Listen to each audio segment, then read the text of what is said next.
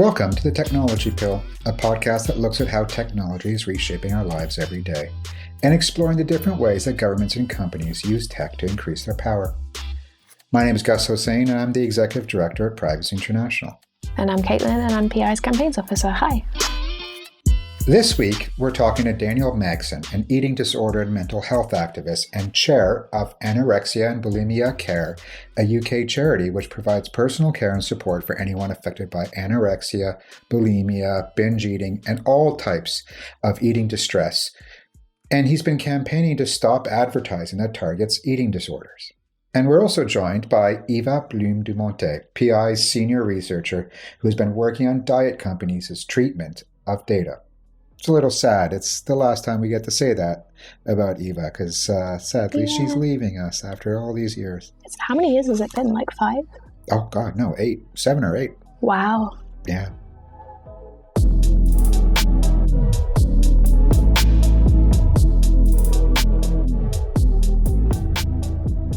So my name is Daniel Magson.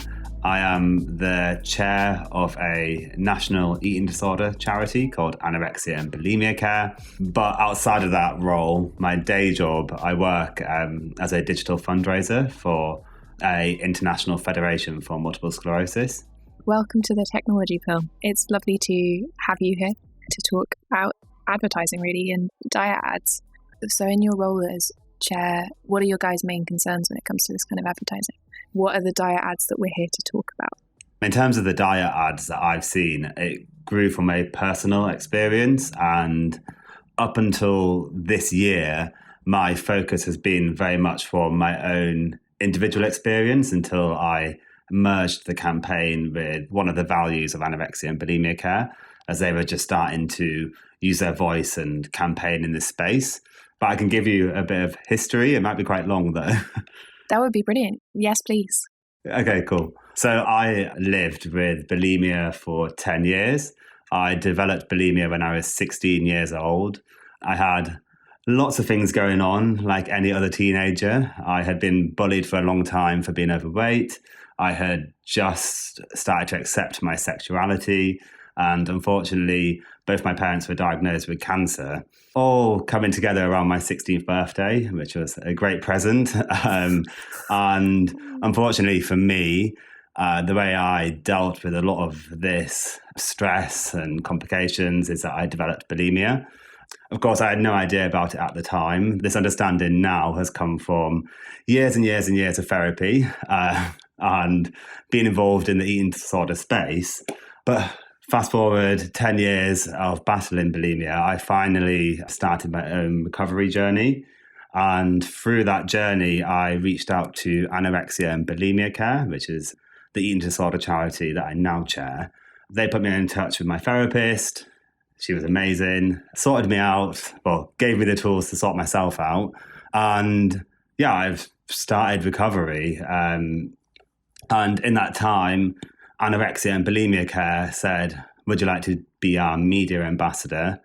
And I said, "Absolutely not. I'm Northern, I mumble, and I don't want to talk about my eating disorder." And then eventually I thought, do you know what? Well, it actually came out for an experience at my old school. And just so happened through work, went back to my old school as a fundraiser for a charity that focused on loneliness in older people. I was doing a presentation on that, and the host of that assembly noticed that I was involved with anorexia and bulimia care and asked me to share my experience. So I did, and I was approached by one of the school students afterwards who told me that she was living with an eating disorder. She didn't know what to do. She had no help. And I gave her all the tools, but I realized at that point that I felt like I wasn't doing enough. I felt like there were still people who still had no idea where to turn and felt alone, and that I had the ability now to do something more with my eating disorder and my recovery. So I decided to be that media ambassador, which is great. And it led to lots of amazing opportunities and documentaries. And in the summer of 2019, I think it was now, I had just been working on a BBC Three documentary. For the first time ever, I was promoting it online through social media. And like up until that point, I didn't really pay much attention to adverts. Like I noticed them on YouTube and on Instagram and on Facebook, but they were usually related to like cheese, drag queens, travel, or I don't know, some sort of like weird dinosaur game or something like that online. But as soon as I started promoting the fact that I was doing this eating disorder documentary and that I was involved in that space, overnight my adverts all changed to diet adverts, to these apps that I could upload an image of myself and then give myself muscles and a flat stomach. It was teeth whitening, teeth realignment, spine realignment, vitamin pills, protein shakes, ads that told me that I could make money by losing weight. And it was on all these platforms, YouTube, Facebook, Instagram, on Twitter, on websites. And it just blew up like literally overnight. And it really shocked me at first. And I decided to try and track it. And I was on holiday at the time. So I spent basically my holiday just thinking like, what are all these adverts and just looking at them all. And by the end of my holiday, I just got so angry because it had taken me a long, long time to recover from my eating disorder. I realized from recovery that, do you know what, I'm going to have to live with this forever. And it's going to be a daily, I'd say more like a daily mindfulness journey for me. It wasn't a struggle. It's something that I had to always be aware of. And in that process of being aware, I had to safeguard myself online and in everyday life. But in particular, through social media, I made sure I didn't follow certain things. If someone started promoting like diet pills, I stopped following them. I created a safe space for myself.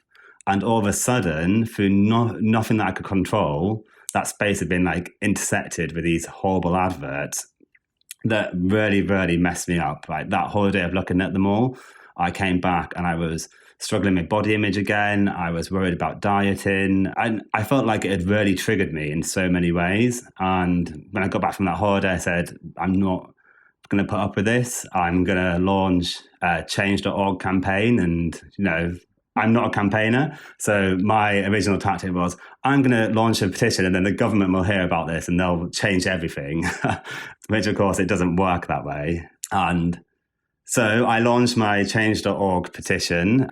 And as I said, I'm not experienced in petitions. So I just said, I don't like these adverts. They're really dangerous. Here's the ones that I got. The government should step in and do something. And to be fair, it kind of worked for a while. I got a bit of attention. And then all of a sudden that attention disappeared. But as I said before, what stemmed these adverts and this switchover of adverts for me was working with the BBC. So I reached out to some of my contacts there and I said, this is what I'm experiencing. They got in touch with loads of different platforms like Google, Facebook, Twitter, Instagram. And all of them basically came back and said, no, he's wrong. You can't target people who are impacted by eating disorders. So then I took my eating disorder hat off and went into my day job where I'm a digital fundraiser. And we use all of these advertising platforms to advertise our fundraising campaigns around the world. So I have access to them all through my day job. Because my day job is in multiple sclerosis, I know in a lot of conditions and disease areas, you cannot advertise certain products at them, that a lot of these platforms have a ban. So I knew from that there was a way of doing this sort of targeted adverts, because if there wasn't, there wouldn't be a ban.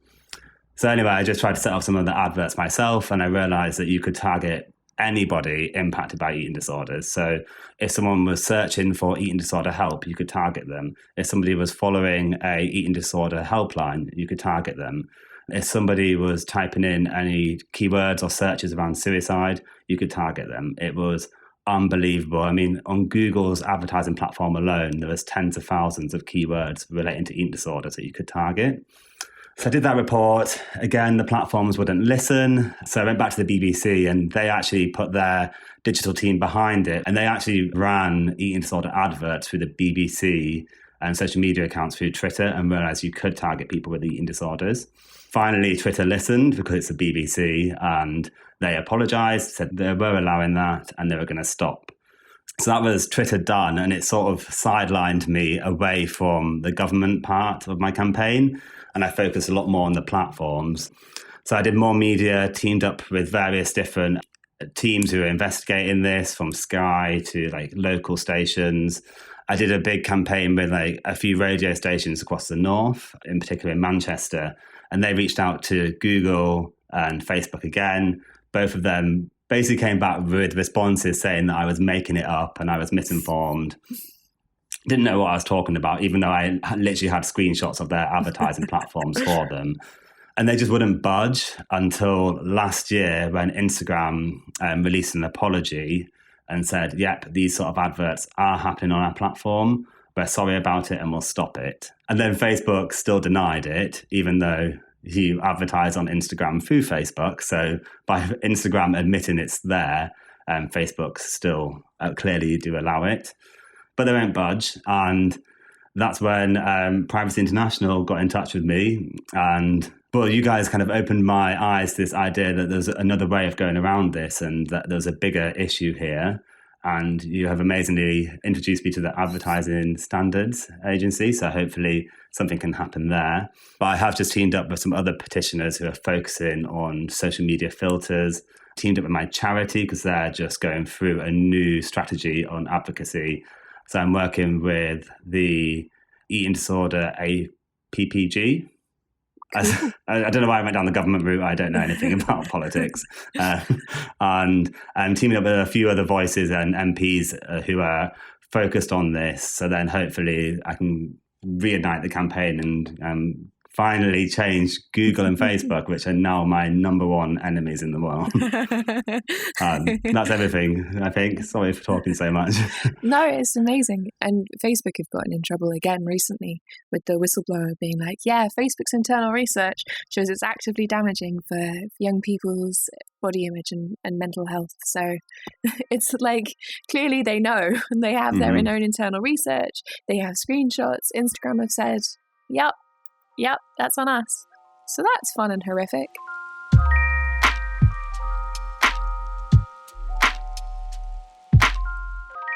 So our research looked more at the ways, or my understanding of our research, which is dumb because Eva can explain it, but looked at the ways that advertising companies then kind of the next steps, like what they use people for.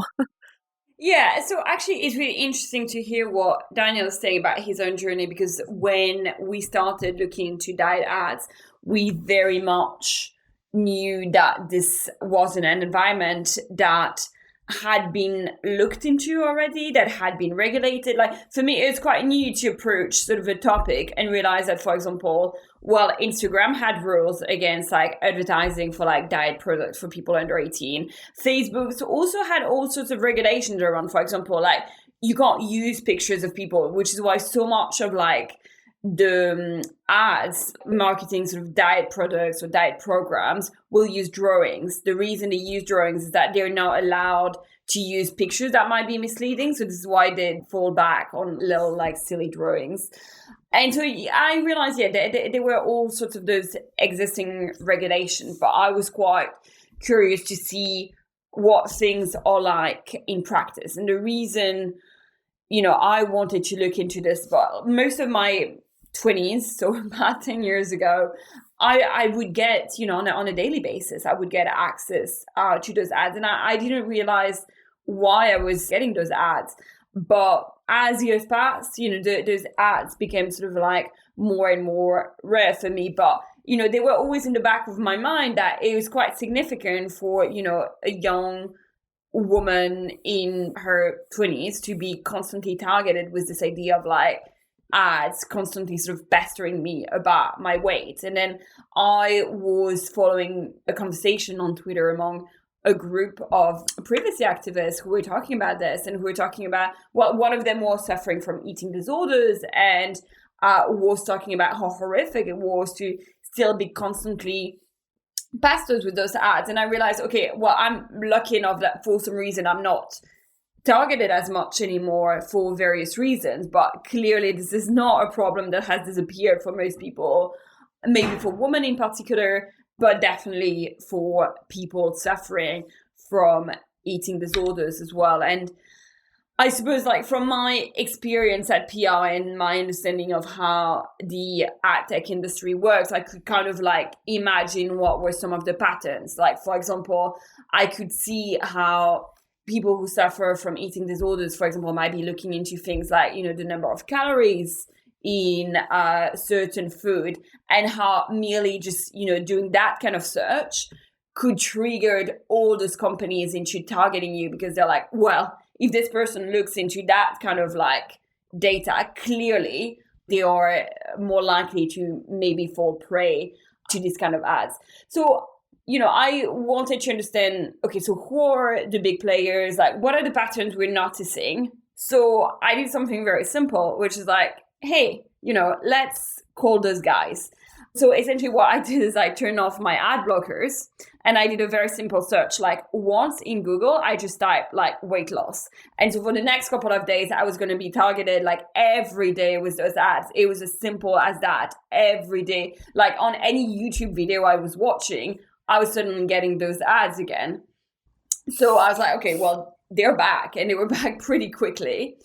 And, we looked at the 3 top ones that emerged from Google search, from YouTube, the one that I was most exposed to. And what surprised me is among those companies that were sort of the most prominent is that they all offered me to do tests, to basically create a profile of me, of my eating habit. And they're like, based on this test you're going to fill, we're going to be able to find the perfect diet for you.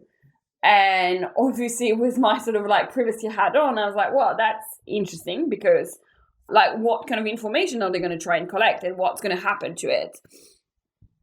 And so this is where things started getting really interesting, because there's essentially sort of like 3 different patterns. At the core of all of them, they are doing those quizzes to sort of hook you in. So that once you start answering question, you're more likely to also give them your email address, you're more likely to buy into their products. Some of them are just essentially asking this question just because so they can get your email address, they can sell you the products, and you have the feeling those questions you've answered are going to be relevant to the product you get, even though, like, in many cases, it won't affect, like, the product you're getting is exactly the same, however you answer the question they ask you. But we had one company, I can name the company, right? Go for it. One company called Noom that's very well known in sort of the diet program industry, that was asking, a wealth of like dozens and dozens of questions about extremely sensitive information. A lot of this would fall into sensitive personal data or special category data based on the legal framework in your country. And by that, we mean health data. So they'd ask you, do you suffer from diabetes? Do you suffer from depression?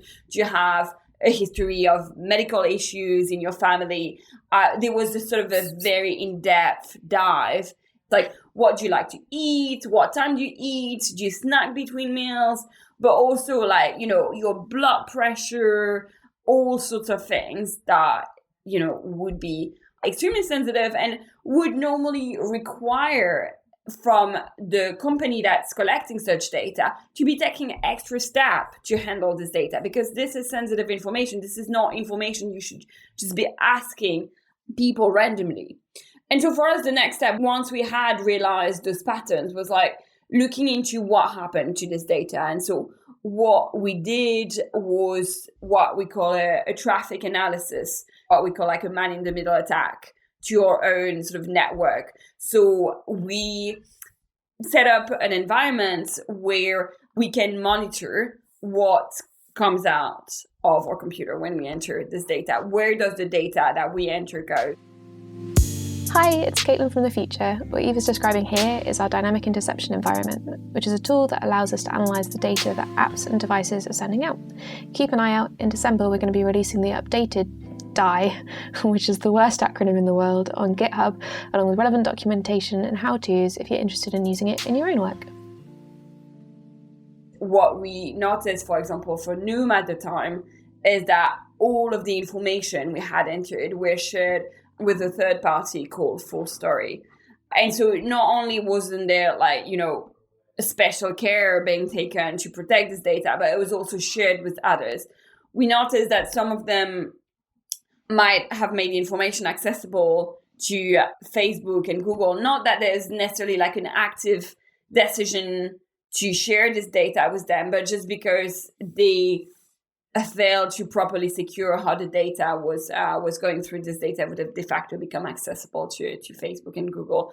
Well, to give you an example of that, essentially one company, what they were doing is all the data you would enter were going straight into the URL, which is simply just not necessarily an attempt at sharing or selling the data. That's just like poor practice when it comes to security of the data.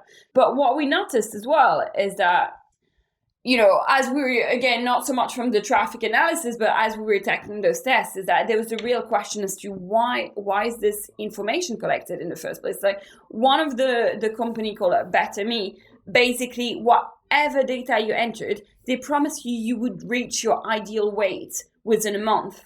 And sometimes we would, try and enter completely absurd, weight. We would say, okay, I'm 75 kilos and I want to be 25 kilos. And I'm like, yeah, sure. Like, even if that means you're going to die because no one can survive at 25 kilos, that's still fine. We'll get you there in a month. And also, even if we were entering weight gain, they'll be like, yeah, we'll get you there. Like, whatever data we were entering, they were like, yeah, we'll get you there in a month.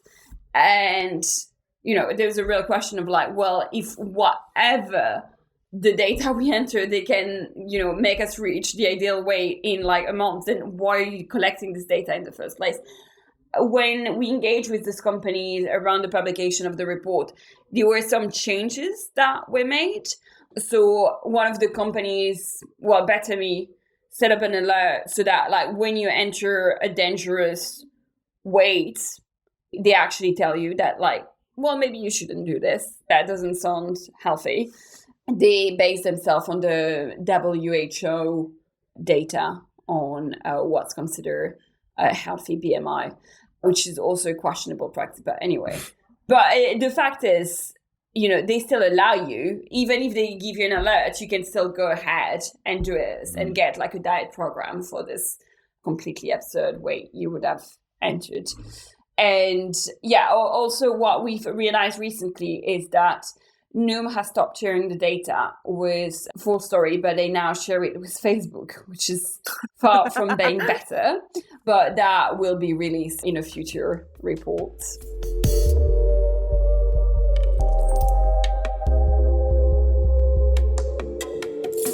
Would it be fair to say that essentially what is happening is these companies are advertising to people, which is putting them in a more vulnerable situation, making them, more likely to engage with dubious diet programs that could be psychologically and physically damaging, and in that process exploiting the data of those people by sending it to third parties for as yet unclear reasons. Some of those third parties are then using that information to target advertising and create this kind of horrible circular process.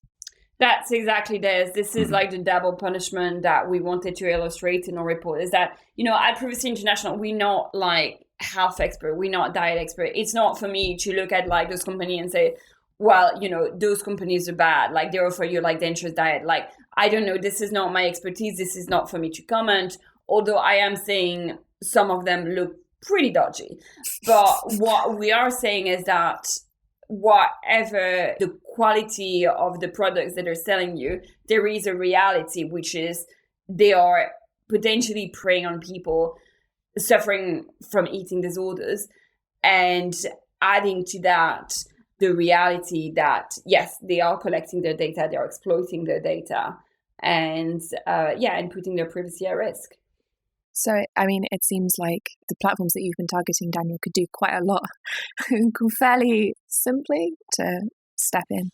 Absolutely. I've seen it. As I said, I work in the area of multiple sclerosis, and there is bans on all of these platforms to prevent medicines and treatments being advertised at people affected or living with multiple sclerosis. And there's even attempts at safeguarding people with eating disorders on a lot of these platforms. And it's mentioned in quite a lot of their policies that they're trying to protect them. But there's so many loopholes, and these companies are exploiting those loopholes. And it just so happens that I went after the social media platforms because that's a journey I went on. But it's the companies who are at fault for exploiting these loopholes.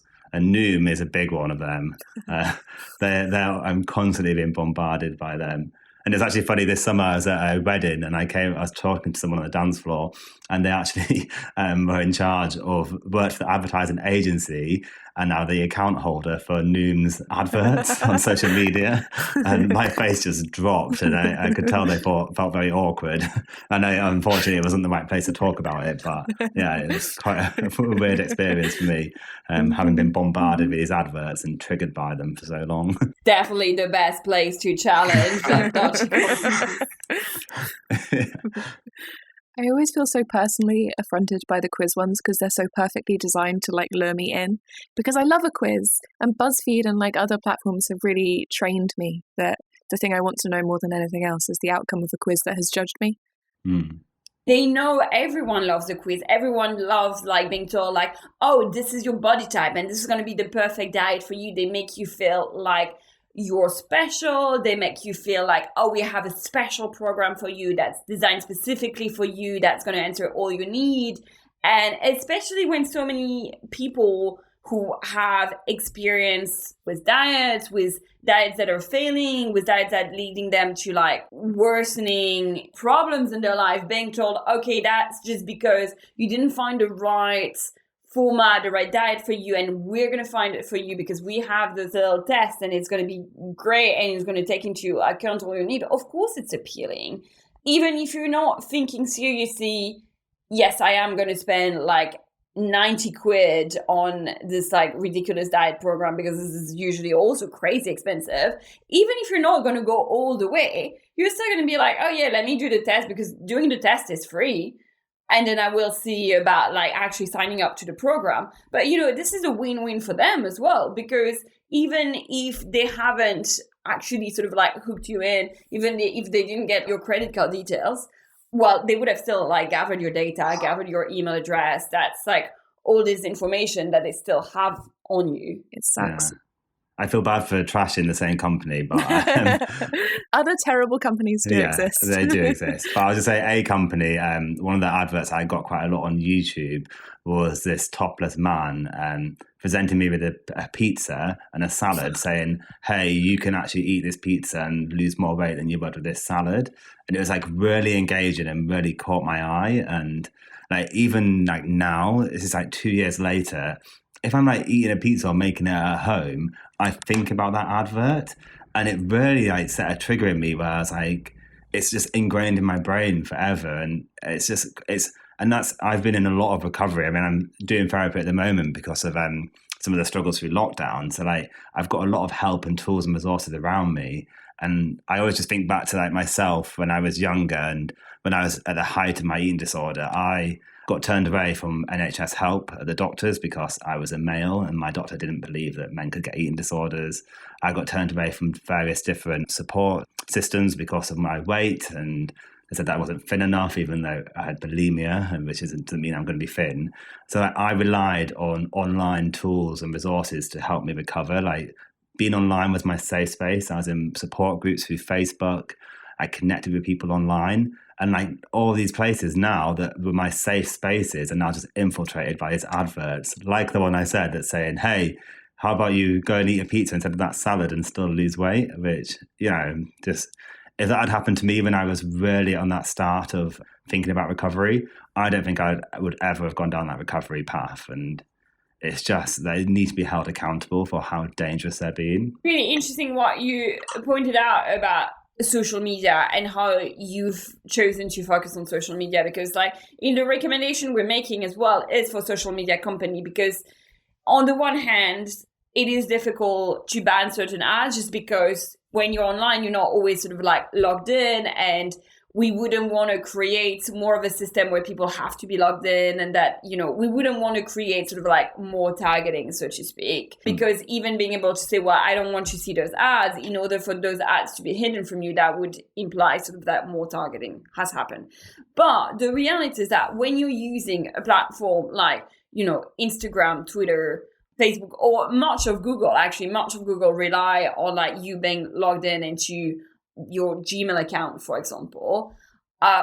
insofar as you're logged in already, you should be entitled to say, I don't want to see those ads anymore. This should be as easy as this. And, we are realizing that, for example, for a woman who, have had a miscarriage, that maybe they don't want to be like permanently targeted with like baby stuff ads. Well, it's likewise, people, and not just people with eating disorders, but like all sorts of people might say, well, I don't want to be pestered all the time with ads about weight loss and diet programs, even though they claim to not be diet programs. Like, I don't want to see any of this. I don't want to see like half-naked men telling me I can eat pizza and not salad. Like, we should have the right, as insofar as we're logged in to those platforms already, we should absolutely have the right to say, well, I don't want to see any of this. This is what PR is asking. Feels like there's already been a mountain of evidence that social media platforms and advertising-based platforms and advertising companies put people way behind profit, and it's a perpetuation and another example of how horrific the consequences of that have been, and why it's long past time for those companies to be forced to make reasonable changes that any reasonable person looking at them will go, well, that's common sense, that seems easy. And they're sitting in the background going, well, actually, and it's like, come on, what are you doing? But yeah, like, is there anything else anyone wanted to bring up or cover? I just wanted to mention, because Daniel had quickly mentioned this, but yeah, one of the steps we're hoping to take is to have more conversation in the UK with the Advertising Standard Authority, because I think there is a massive gap at the moment in the regulations for ads that are happening offline versus the ads that are happening online. And so, for example, the reason we decided to start engaging with the ASA in the UK is that we think they've done a fantastic job regulating advertisement offline. And so, for example, there's been a lot that has been done on making sure that you can't have sexist ads. But also, there's something very simple before the whole conversation around sexist ads or diets and so on, is that you're not allowed to advertise for, like, pardon my French, but like bullshit products. You can't sell like, fake medications and so on. And so it's peculiar to me how easy we can be targeted online with some platform that seems dodgy, to say the least, compared to how regulated the environment is when you're offline. And so, for example, I remember a couple of years ago, there's like absolute outrage around this ad in the London Tube that was called like Beachbody Ready. And everyone was, rightfully outraged. Like, well, what does that mean? Like, anybody is a beach body. That is ridiculous. And so we have this sort of like very valid outrage for an ad that was in the Tube. So why aren't we more outraged with, the toxic, sexist, fat-phobic ads that we are constantly seeing online? That this is the conversation we want to have with those authorities to see, well, what can we do to make this better? Why are we putting so much effort in regulating ads offline, and why is there so much tolerance for what's going on online? It's a good flipping question. And arguably the GDPR has a role here. It's just a question of what role, where. But awesome. Okay, cool. In which case, I think if that's all of the things, then we can say thank you so much for joining us, Daniel. We really, really, really appreciate your time. No, thank you. And I'm just going to say one more thing is that you and your organisation honestly came into my campaign process at just the right time, because back earlier this year, I'd just done some more media, and I had been given my fourth statement from Facebook and Google saying that I was misinformed, I don't understand, that it's not true. And I just got to the point where I thought, do you know what? Am I making this up? Am I just like obsessed with this advertising that I'm just making it up just for the hell of it? And it really was like threw me off. And then when I saw your report and saw what you were doing, it was just incredible to see that actually there are other people out there who can see this happening, have stronger evidence than I have, and can really help. So yeah, it's been a real pleasure being involved in this and collaborating. And hopefully we can make a difference. Fingers crossed. Thank you.